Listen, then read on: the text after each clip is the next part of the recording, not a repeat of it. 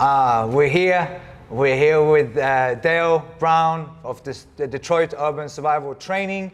And first and foremost, thank you very much for showing up here. I really appreciate it. And I want to start off by apologizing for calling you a con man. Because if you were a con man, you wouldn't be here. So I know that you've received a lot of criticism on social media, as have I, by some people saying, why are you going after someone so much? And it's important for me to be able to let people know as well that for me self-defense is very, very important, as I know you know. And I thought that you perhaps wouldn't show up ever, and that made me upset when it comes to self-defense, because as you know, we're talking about survival, right? You talk about survivability all the time, and it's surviving. So and you wouldn't have been here if you didn't believe what you do works, and that's correct, right? Correct, absolutely. And you know, that's why I said when we first first reached out through media, I said, you know, I will be out there. Right. Just what happens was during the pandemic and something fell through, but we were planning on coming out there pretty quickly, out here to see you. So I'm glad we got here now. But yeah, I mean, anytime there's a question, you know, I look forward to answering those questions. You know, for us, it's life and death. So for us, self-defense and survival is, you know, how we've been able to survive and protect people actively for the past 26 years. So we've had a chance to test our training outside of our school. In fact, we don't have any sports history. We have never actually seen our techniques work in a sports setting. It's only been in the street. And so for the past 26 years, none of us are dead. None of our students are dead. None of our team members are dead that protect people, and none of our families are dead. So that's how we got a chance to see our techniques work, was actually using them. So I'm glad that we had a chance to, you know, come out here and actually go through this with you, so you can actually see what we learned firsthand and experience it. Because our goal is to get people like you, you know, professionals in the industry, to see that what we learned and how we can help get this out to the people that really need it. So we look forward to sharing this with you, and that's why I'm here today, to actually share with you, you know, how this stuff works, because it looks different, and I get it. If I were you, I'd be the same way. I'd say, it looks totally crazy. How's this work? And that's because I'd never seen it before in this way, and that's because I'd never been attacked before I started this 26 years ago with the intent to kill. So no one ever tried to kill me before growing up when I was just taking martial arts, so it looked totally different. And that's why I'm glad, you know, you gave me this opportunity to come bring it out here to California, to your place, and actually demonstrate it. So this is a great opportunity for both of us, I believe. So when you say 26 years, tell us a little bit more about your history. Where did you start? I know you're from Detroit. I know you work with security. How did you get started? Well, first, I'm actually from Ann Arbor, which is a college town outside of Detroit. Yeah. And it's like a, you know, typical suburban community, but a little more upscale and very non-violent. So studying martial arts there was not the same as, you know, actually being at a place where you'd actually use the training. So when I came to Detroit, I thought that the families needed self-defense, and I thought it'd be a great place to have a self-defense based organization that would do what I thought was needed. And that was, I thought we needed to have a training system that took into account law. Because after I got out of the military, I was an airborne paratrooper, and after I got out of the military, I was a private investigator. And then I saw how law was applied to actual situations. And I thought, man, I don't know anything about, I didn't learn anything in any martial art I ever took about law and how it applies. Yet it always applies to everything you do or don't do. Everything you say, there's a legal consequence, and there's a legal application, how law is going to look at you based on what you said to someone or what you did to them, regardless of what you think. For sure. Right? And so what I want to do is create a school where I didn't have to go to a separate school for firearms, knife, baton, pistol, shotgun, rifle, fighting on the ground, fighting standing up. Why wasn't there one school I could go to where I would learn all these things in one place? So I went to the Executive Protection Institute, and I became what they call a executive protection specialist. Right? And so it was a course that's offered it's on the East Coast near DC. So our instructors were Secret Service, were the FBI director, for example, was our trainer for law. And Secret Service taught us at BSR, the track where the Secret Service goes to school. That's where we did our tactical driving. And this course, you know, to me, is the kind of thing we all needed, you know, in our everyday life. Right. And so I decided that, you know what, I need to bring this to a school. I need to create this kind of school where the law would be applied to your actual training in a continuum as a civilian. Like, can we do legally? What level of force, what level of response will we use if someone touched us? Right. What if they grabbed us? What if they tried to tackle us? What could we legally do to defend ourselves so we wouldn't get in trouble afterwards? Because that's what I saw was a lot of martial artists, a lot of people without training were actually getting prosecuted. And all they were doing was defending themselves, but they didn't know how to do it legally. Right. So, right. you know, one kid I went to school with in high school, he went to prison, and he was just a really good martial artist. He was a good kid. He was getting jumped by a couple other kids, like 18, 19. One just turned 18, and one was still in high school as well. He kicked the kid in the head. The kid fell back and became a vegetable. He went to prison. Yeah. And he was a good kid. He was not the one that started it. Right. And you know, now after 26 years, I have a lot of stories where people, you know, really good people went to prison or got locked up or lost their jobs, all in situations because they didn't know legally how to articulate the situation to police when they got there, or they made a mistake, like left the scene and got prosecuted for leaving the scene, all kinds of things like that. So that was my first reason for creating a school was, why don't we have a school that teaches us how to legally defend ourselves? And that was the original reason for teaching. And that changed when a little girl was on a bridge and she watched her mother get yanked out of a car in front of a crowd of people and chased off a bridge. And that's when I realized that, you know, they said there was a crowd of people watching, and I couldn't even imagine that. I was like, there's no way a crowd of people were watching as a woman was pulled out of a car in front of 50, 100 people on a bridge, and then in a modern America, and then she runs off the bridge and dies. I was like, there's no way that happened. I didn't think they were cheering. They said they were cheering. And I can tell you right now, you know, after that, because we were in these situations, that is true. The crowd will actually cheer as they kill, you know, a girl in front of a crowd, or they beat girls or beat guys. It could be guy and girl as well, and the crowd will cheer. And we were able to stop those kind of events, you know, later on when I developed another part of the organization, which is the protective side. But at first I thought, we just need to train the people. I thought, these are the people, Detroit, it's an urban community that's at risk. And I thought, man, if we could have trained somebody, if I could have been on that bridge, if somebody was on that bridge trained in my system, they could have disarmed this guy with a crowbar and saved this woman and stopped this whole event. And the little girl wouldn't watch her mother die on this bridge. And that was my impetus for wanting to teach and not care about money. Like at first I thought it was gonna be a job, and then that happened and I was like, wow, you know, this is way more important than that. What's more important to me is that I do something with my life that matters. And I think this is what it would be, which would be training people to really protect themselves, regardless if there's any money or not. And then it got worse from there. And how long have you had your martial arts school, or your self-defense school, sorry? Yeah, so it's a survival school, and I started self-defense, I used that word self-defense, until it evolved past that mission. And I started in technically 94, I started teaching the parks, and I was teaching 95 in the YMCA, and I didn't have any money.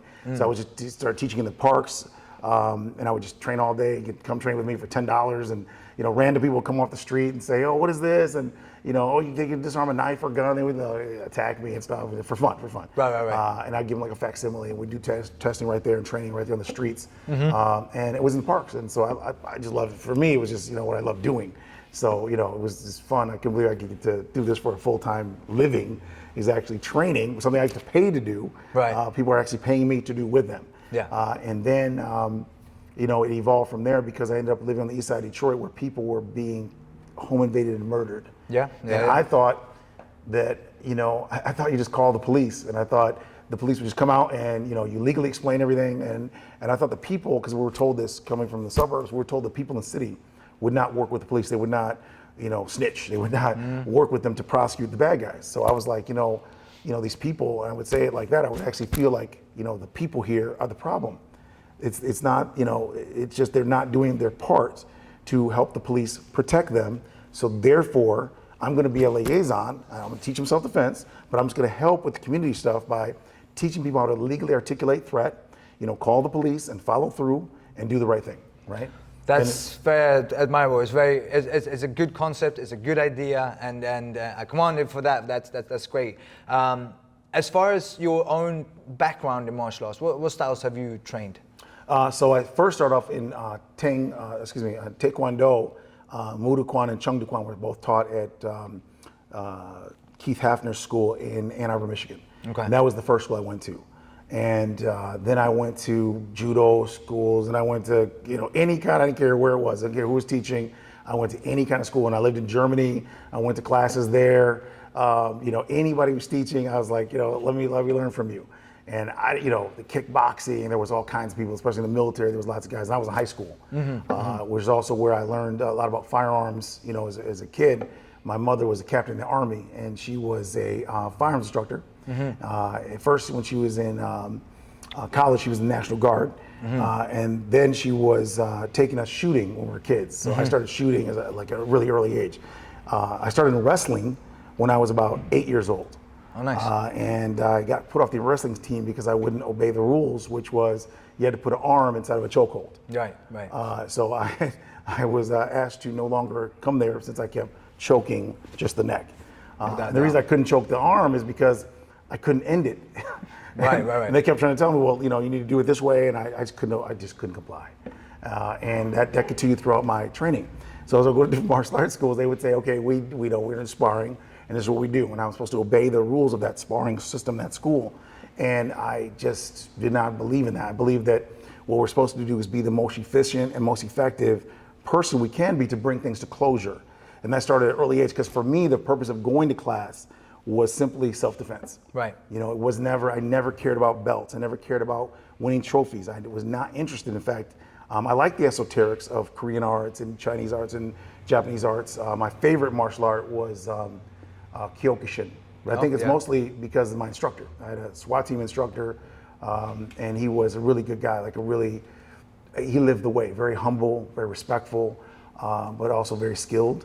And, I looked at him as I think that's what it was that drew me to that art, but, it was also the efficiency, the economy of motion, and the fact that it was the way he ran was a little more realistic. But again, we never talked about law. Right. So, and I didn't learn about that until I saw cases, and I saw people doing defending themselves, and then ended up going to court and ended up losing their freedom simply because they didn't know how to legally explain their actions. Or what they did was slightly illegal because they were doing it out of fear, and they suffered.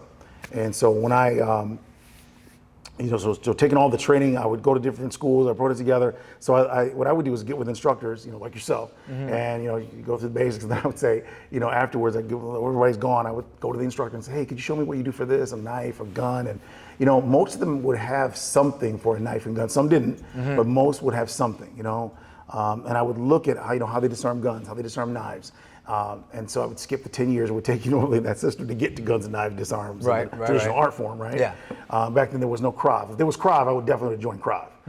There was no Krav. Yeah, no. So, you'd have just traditional arts, and it'd take 10 years before they even go into guns or knives or anything, if they even have it. And so what I did was I would, like I said, I would get cool with them and I'd go afterwards.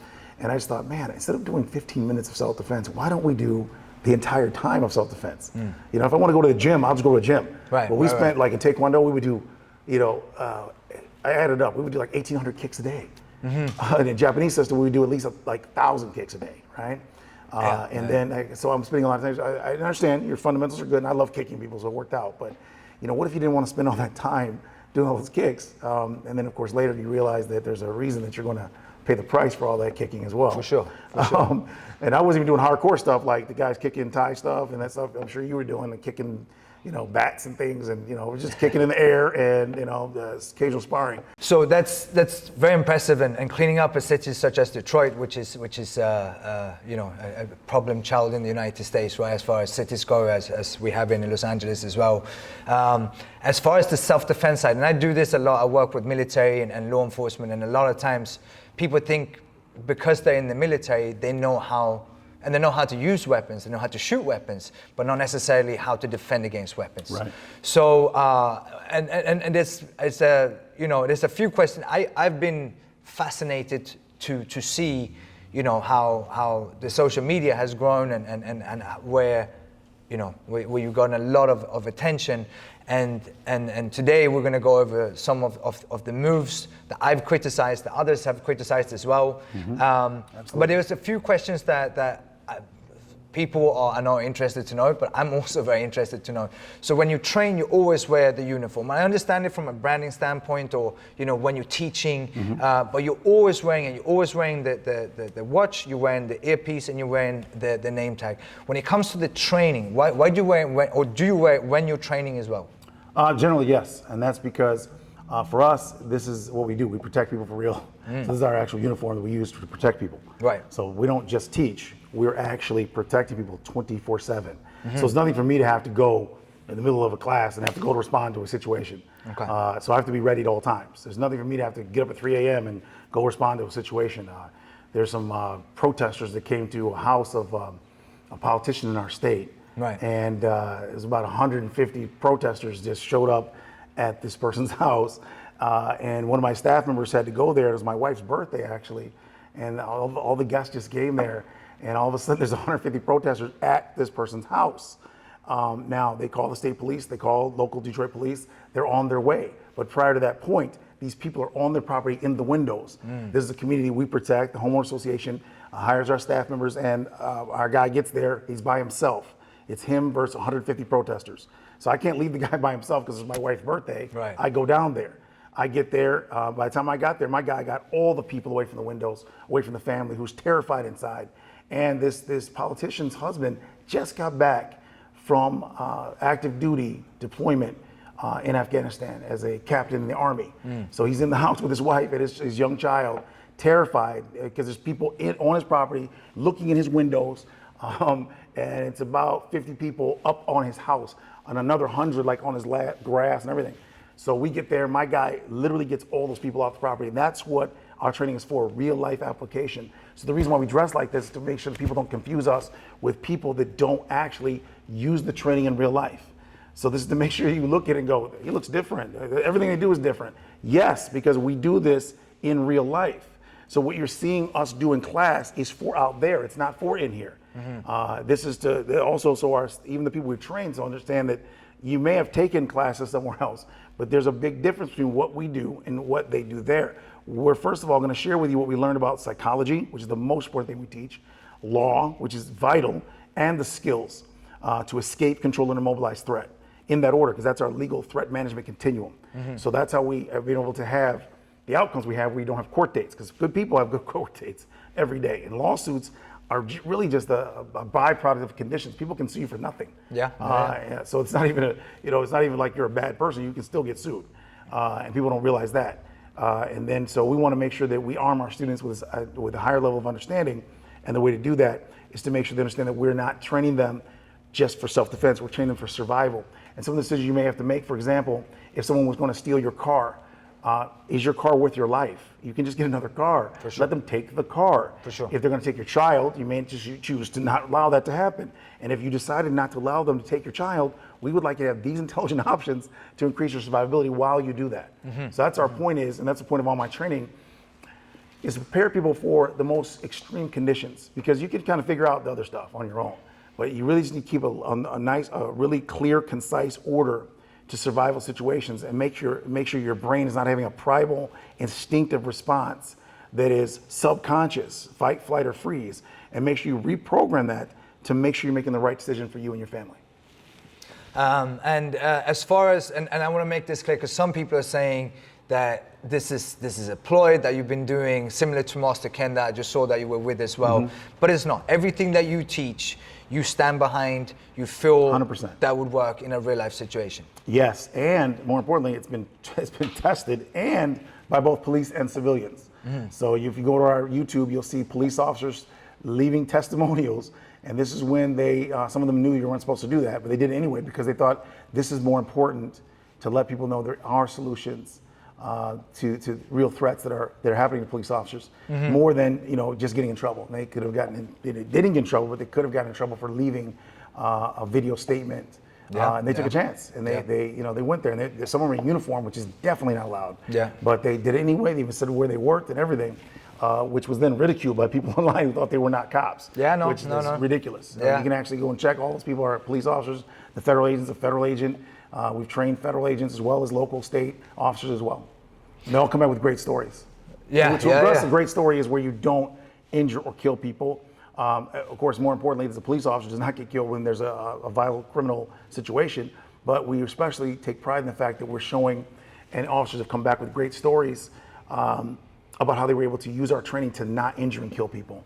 And one, for example, you see on there is a sergeant who's now a lieutenant. And he used the thumb technique on a baton situation where normally he would never have done that. And he has training from before he was here, before he was trained with us.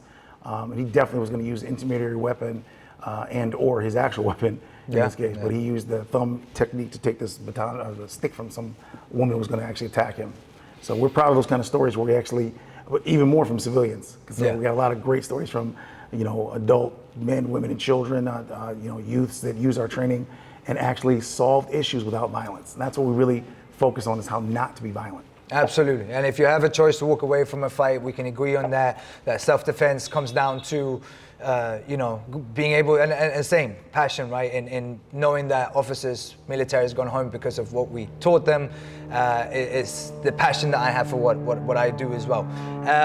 As far as the self-defense, when it comes to self-defense, the only thing I always say, the only thing worse than not knowing self-defense is thinking that you know self-defense and only to find out in a real life situation that it doesn't work, right? So it's really important that self-defense that's taught is realistic and that would work in a real life situation, right? So, and that's why I respect that you come down here, that we're able to go over this. Some of the techniques, I've made a list of things, and then if there's anything else you want to go over as well. And I think anyone that knows me knows that, I'm very, very serious about what I do when it comes to self-defense. And I'm going to be very honest. If it works, it works, and I will give credit where credit's due. And if it doesn't work, then I'm hoping that you can see why it wouldn't work and how 100%. we teach it differently. 100%. Good? Absolutely. Ready to go? Fair enough. All right. I like that. All right, here we go.